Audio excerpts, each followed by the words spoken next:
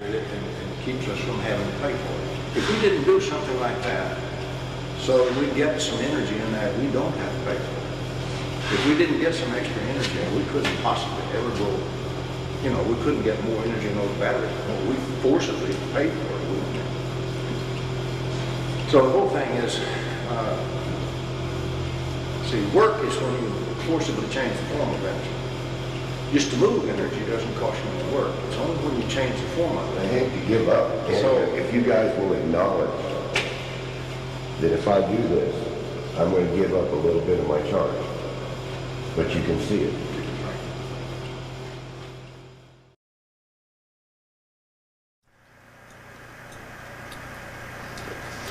Okay, Tom, I'm going to give me a pipe here.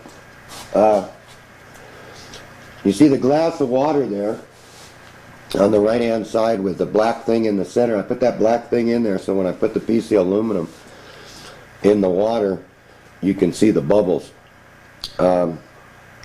Right next to that in the center is the aluminum is underneath this vial of, that's like about 2 pounds of mercury. And I'll just get this little rod here and I'll point to it. This is the water. This is the mercury in the glass beaker. The alkyl aluminum, you can see the tape right here. It's taped down here. The piece of mercury. This has been in there for a week now, and right here is an untreated piece of aluminum. And here's where I'm going to pour the mercury back in. So what I'm going to do is I'm going to do this in front of you. I'm going to pour the mercury back in. This is the treated piece of aluminum. So you can see me pour it in. Nothing hidden here. And you can see that the piece of aluminum is in the bottom down there that's been treated. And what I want to do is sort of get the mercury all off there. I'm going to stick something down in there to get it out. I'm going to get it out and untape it right in front of the camera. There's the piece of mercury that was taped to the bottom. And if you do this experiment, make sure that you wash your hands real good after this. Okay, so here's the treated piece. Now what I'm going to do is take the untreated piece and set it here in the water. Tighten up this mercury, put it back here, get this out of the way. I'm going to come up on this untreated piece of aluminum.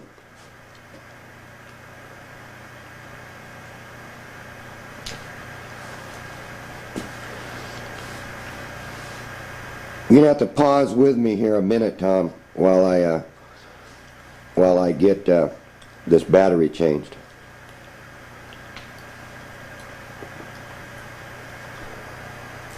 So anyway, here's the jar with the untreated piece of aluminum, Tom, and as you can see, there's no bubbling whatsoever with the untreated piece of aluminum. Alright? But we'll leave it in there just to make sure. Let's get this up a little bit. Let me put this up on a box so that we can get it up a little bit higher. We might be able to get a little bit better picture. We'll put it up on this solder roll. So sideways, so I'll try to get the camera so you can see the piece of aluminum there. That's the untreated piece. And you can see it hanging off the end there. And I'll try to get it a little closer.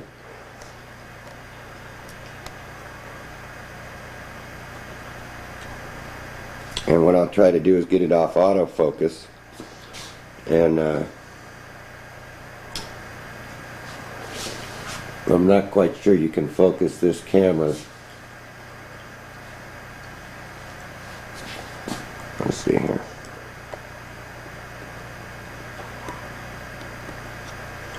Alright, let's see now if I can focus it by hand. Yeah, you can see the piece of aluminum sitting right in here, and there's no bubbles. So now I'm going to take the untreated piece out, and I'm going to put the treated piece in. I'm going to try to get this mercury mercury residue off it, but I'm going to put the treated piece in the water. Now right away you can see that there's bubbles coming out of that piece of aluminum there. You see the bubbles rising up? Well, let's see if I can get this a little closer. That's as close as I'm going to get it. But you can see the bubbles rising up there out of that piece of aluminum. And it's just sitting there bubbling like mad, Tom. You can see him, it looks like carbonation coming off there, see? And we just let it sit there and bubble.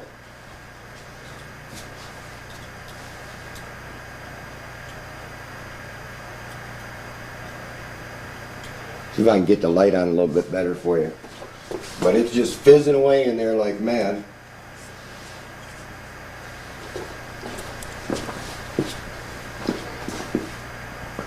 Yeah, you can see a bubble in there. I can see it through the lens here. Pretty good. Let me make a little focus adjustment here.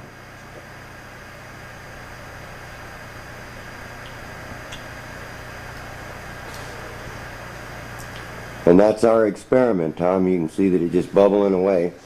I'm showing the battery symbol again, but I want to go ahead and just get as much of this as I can as this thing bubbling away here. And that proves your point. You put that piece of aluminum underneath the mercury. This has been 5 days, 1 full week. It's Wednesday night, and the untreated piece will not do it. So there's the releasal. You can see the little bubbles coming off. There's looks like carbonation there in the glass, and it's just solid full of bubbles. I'll see if I can spin it around upward, make it stand on its edge.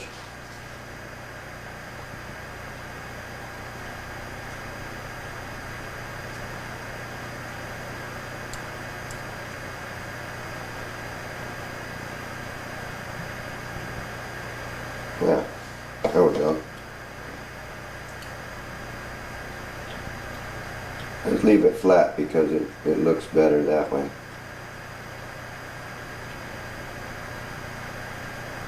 As you can see all that bubbling going on there.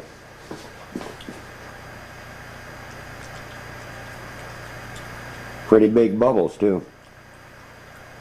Just looks like carbonation coming off that edge, especially towards this side over here.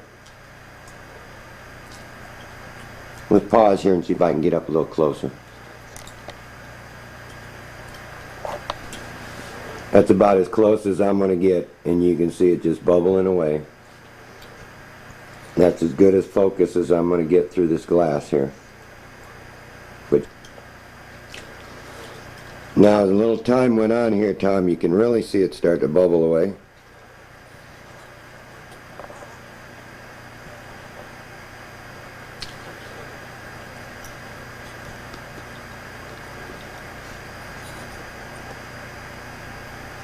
There you go. So that's a pretty good indication that you're right, Tom. The experiment's successful. So I'll just let it sit there and bubble away until the camera runs out here.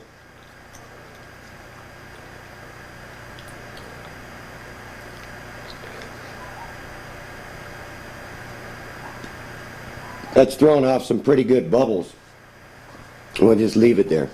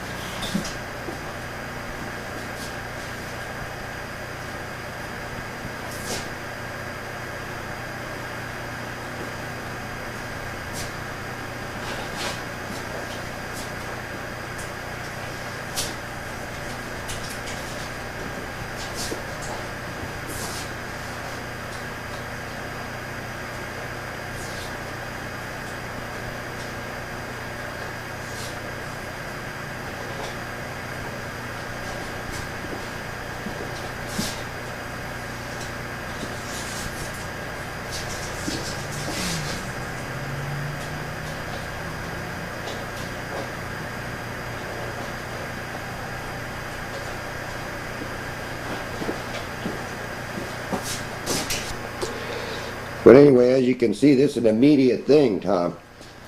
I've had to change a battery a couple times here, but because my battery was dead to begin with and I didn't know it. The thing here is that if you take that out of the water, the bubbling ceases, and then you can use that any time you want to get that hydrogen and oxygen bubble off there, and you can see it bubbling pretty good. But let me just switch it real quick for you, and I'll show you. I'll take it out of the water and we'll put the regular piece of aluminum in.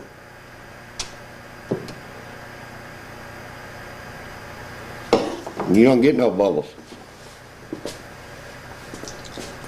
You don't get any bubbles at all out of that. And now I'll take this one out.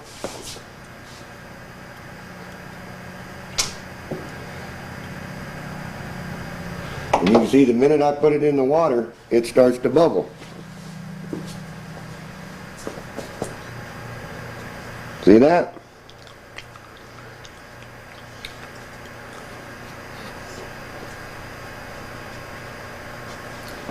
That's probably one of the best experiments that can be done to prove your point about how you can alter the nucleus.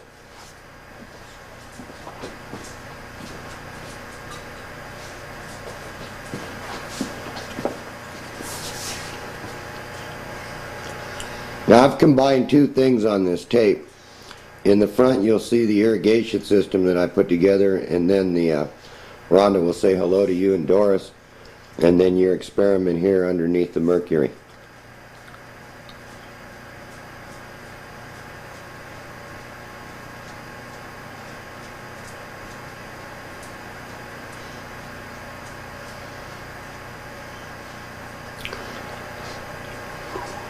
Now I'm going to show you something else here that's a little bit different.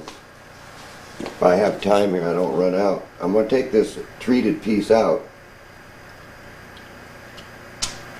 And this is the treated piece,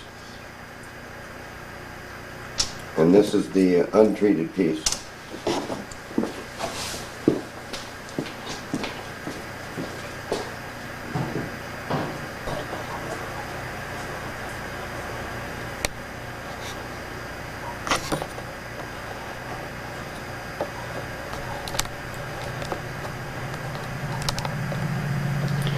Alright, here, Tom, you see the untreated piece I can cut real easy.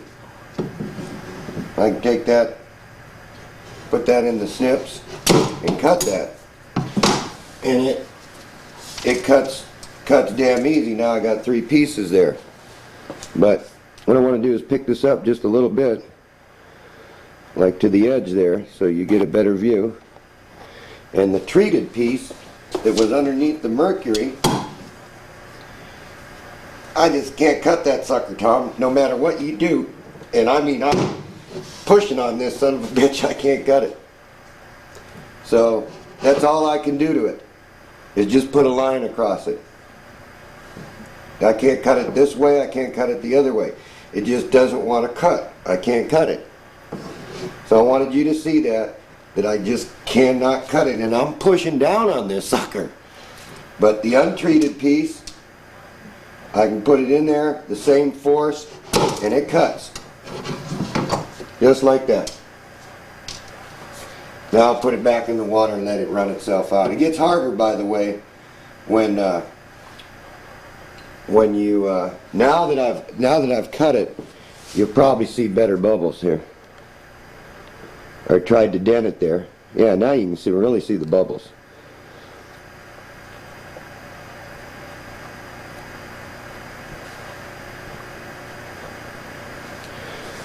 So I would say that tells you something. That tells you that when aircraft aluminum's underneath pressure from a scalar potential, that's exactly what happens to the metal. It no longer flexes, so it breaks, it cracks.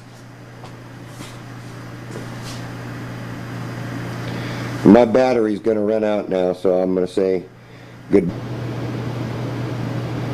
Tom, I couldn't stop the experiment here. I want you to see something.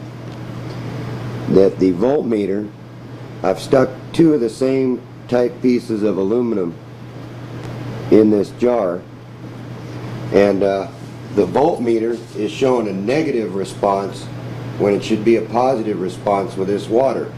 So if I reverse the meter over here, actually what we should do is measure current, you can see this, to DC minus, then we're reading about, well, let's see, 2, 1, about 1/10 of 1 volt. And I don't know what the current is. I don't have any current. It's in microamperes. But that's all we're reading. Now what I'm going to do is take this electrode out and put the one that we treated in here and see what kind of a response I get. Look at that, Tom. You see? It's liberated the electrons in a negative response because it's not reading positively. It's reading negatively. So that's an indicator right there that that piece of aluminum that we treated now is bubbling away. Look at this. I'm going to try to get this closer. It's bubbling away. See it? It's bubbling away. The other piece is not bubbling. And look at the voltage response. It's a negative response because if you look at the meter pointer right there is on DC minus when it should be, this should be the positive electrode, and it's not. It's the negative electrode, and as that aluminum reacts, have a look at this meter. It's wavering around because of the bubbles on it, see it? So I couldn't stop the film right there. I had to try this experiment on this same film so you know that when you use a scalar potential, that the response of that unit's output is negative. But look at this thing bubble away. I'll save this piece of aluminum and send it with a film. I'll dry it off and you throw it in some water and see if it works there.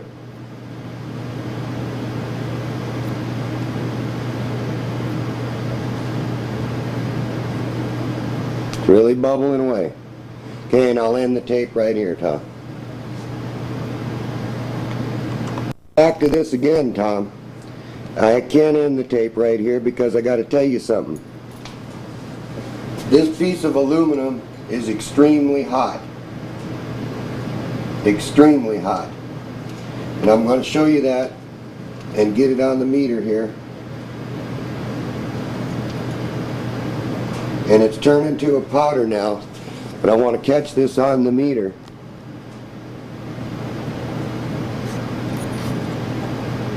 Once it reacts with water, it's extremely hot. And you can see the gauge going up here. It's almost at 100 degrees now, and I'm just laying this thermometer on top of this piece of aluminum. So the negative energy is extremely hot. It's a hot energy. I want you to see that not only does it react with the water, put out a voltage in the water, it is extremely hot when it's doing this. It's not cold, but yet it's giving out a cold energy. So what's happening right now is it looks like this piece of aluminum, as the water dries out, and look, it's all crystallized here. See? I don't know if I can send this to you and have it work, but the aluminum has actually broken itself apart here, Tom. It's actually eating itself up in the air. I don't know if you can see all that little powder stuff right there. This aluminum is actually eating itself up in the air. So when you throw it in water, this is what's going to happen.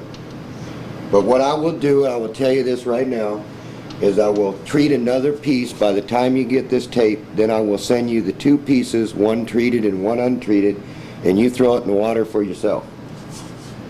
So I'm going to end the tape right here. I don't know if this is workable now or not, now that the air got to it. It probably still is, but I'll send it to you anyway in the film with the powder that came off it. And it smells kind of real funny, Tom, but it was hot.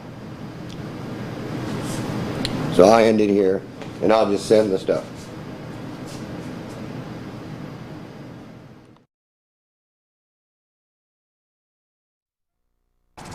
These are the magnetic units.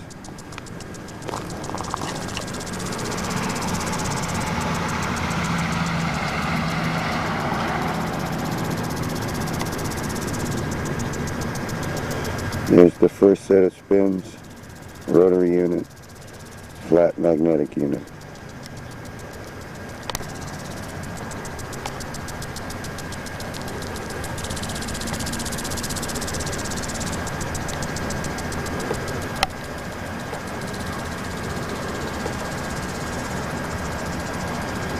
This is the yard. This is the second rotary unit feeding this set of valves. So there's 4 opposing south poles right there in a rotary magnetic unit, and that's to spin the water 4 times in 4 separate spins like a whirlpool magnetically. And that's this yard untreated first, without the magnetic water.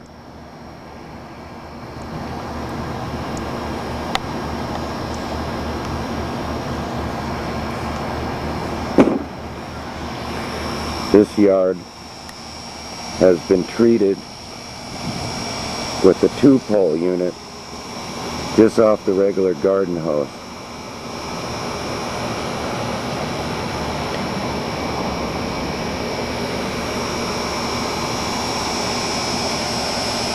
And they're just putting these in now.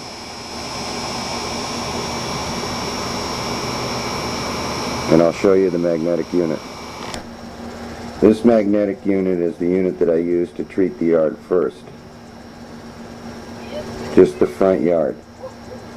And now I'm installing these magnetics permanently. But the 2 south poles are opposing so that a super beam is forced into the water. And this is the kind of yard, or how the grass grows after a magnetic treatment of the water. This is a couple of weeks.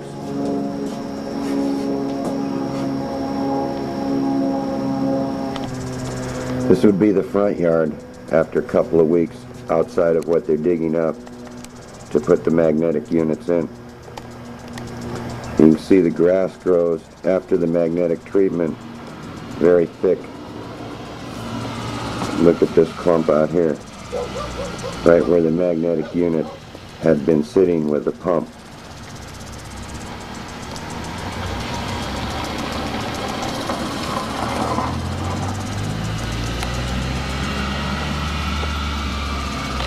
These are where they're going to bury the valves.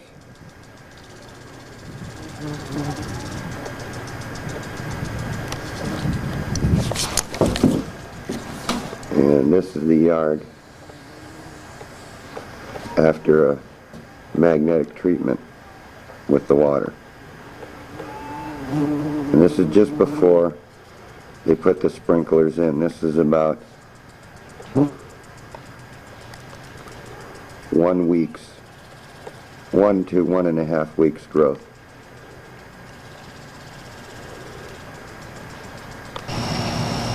This is after the magnetic treatments. What happens to the grass?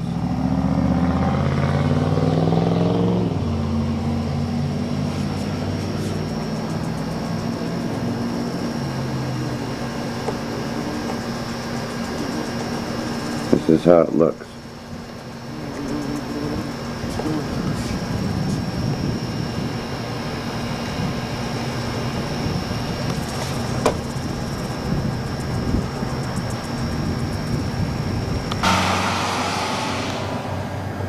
This is from the other angle of the yard that's been treated. And just across the street, if we look at that grass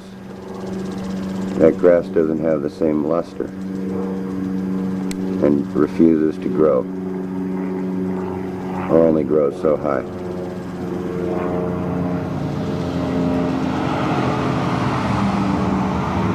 And you can see it's evident in the lawns.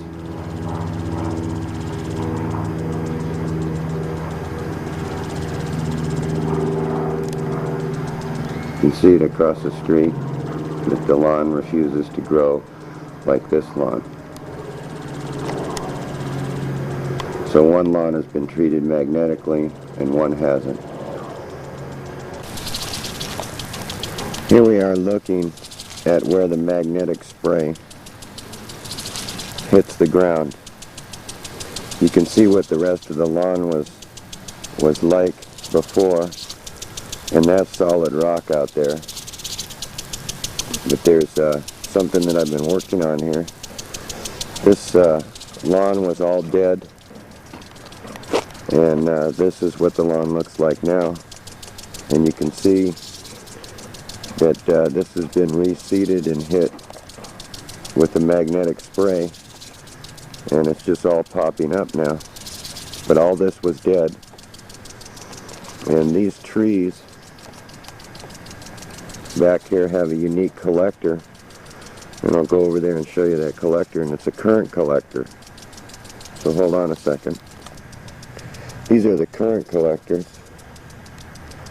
They're copper rods inside iron pipes and silicone sand, and they produce about a half a volt at about 40 or 50 microamperes. Now you can see here that what they do is they draw the water from underneath the ground here. This sprinkler, see the little pipe there? The overflow goes down there and has to pass by these collectors. And then they feed the root system of the tree. And if you look around here, you can see that it's damp around the root system there. But there's about 40 microamperes of current flowing into steel wires underneath into the roots on these trees. And this is the way the fields look. It's absolutely barren and dead. And this was all dead except where they put the sprinklers in, and now the magnetic spraying units are taking care of all of this. And let me show you something real interesting here. The yellow patch, or that brown patch, is hasn't gotten any magnetic water. It was dead. And this green patch is where the magnetic spray hits.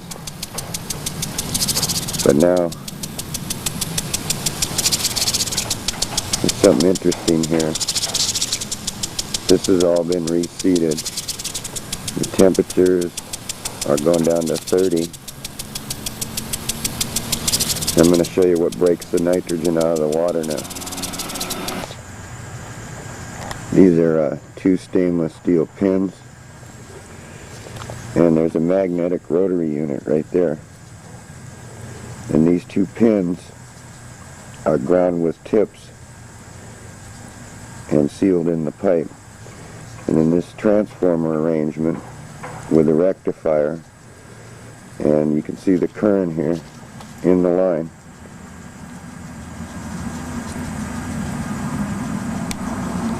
It's about 40 milliamps to 75 volts, and it diffuses the water and puts an electrical charge in it, which breaks the nitrogen out, which makes the lawn go green.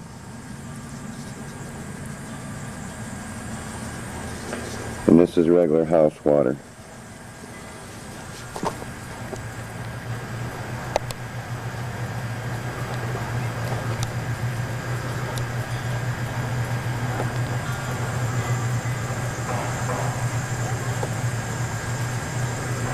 Now this has all been electrically watered.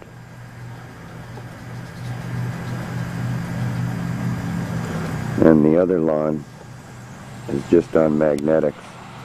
The brown you see in there is the ryegrass going dormant.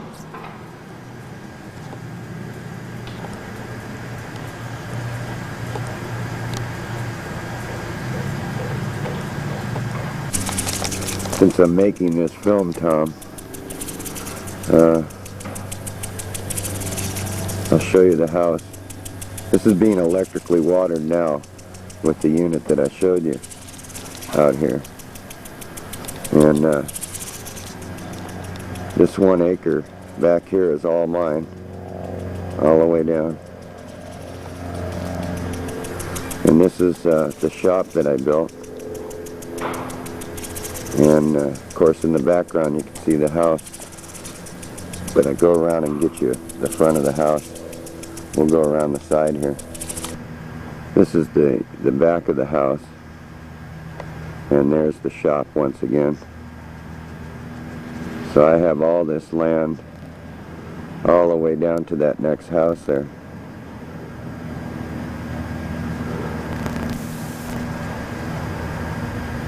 And I'll go around and get you a front picture of the house.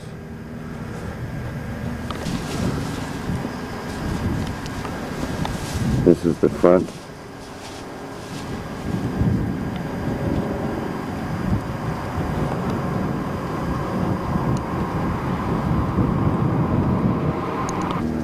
So here's a better picture of the front of the house.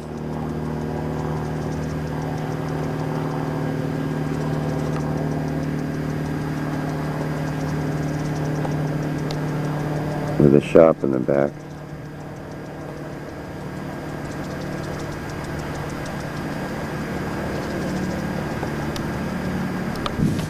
Here's Rhonda. She wants to say hello to you both. Hi Tom. Hi Doris. This is sort of the inside of the shop. We're not quite all set up yet. But let's see if we can get pictures in here.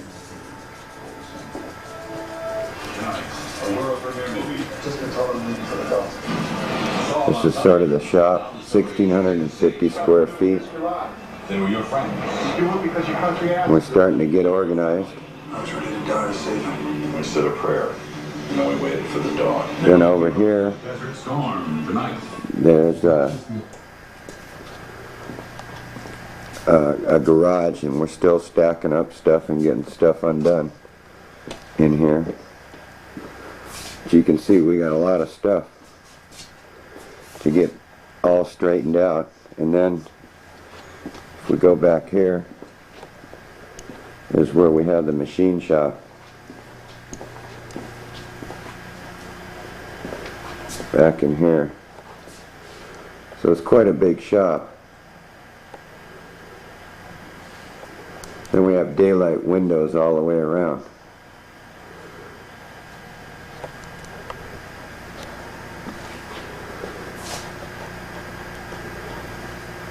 So this is basically our whole shop that we built here. And we're getting down to building things, Tom. Now if this works, Tom, then what I'll do is I'll use the earth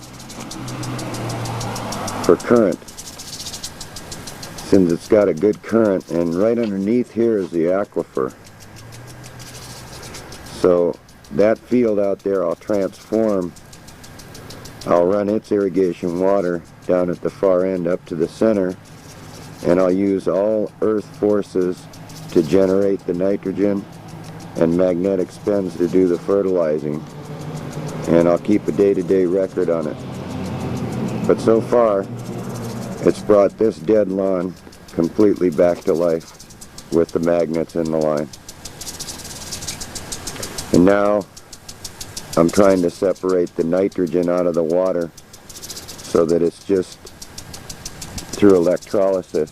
So it's just like as if it rained. Magnetically charged and electrically charged. So we'll give it a try. This is only 1 or 2 days now on the dead part out there. The green part is where the original magnetic spray in the sprinkler system has been hitting, but this other system is sort of a makeshift system just to get water out to that area, and I can do all my experiments on that pipe.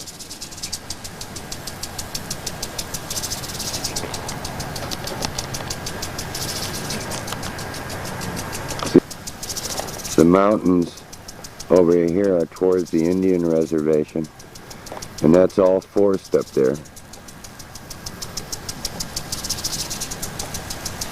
all the way around, and Coeur d'Alene Lake is this direction, although I should go up and film the lake, Hayden and Coeur d'Alene. But those mountains are all forest up there too. I'll get you a better view here.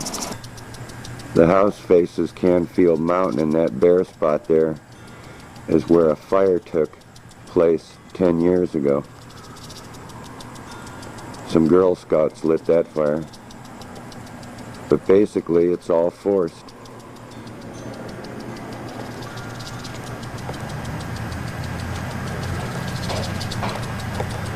This is sort of the neighborhood.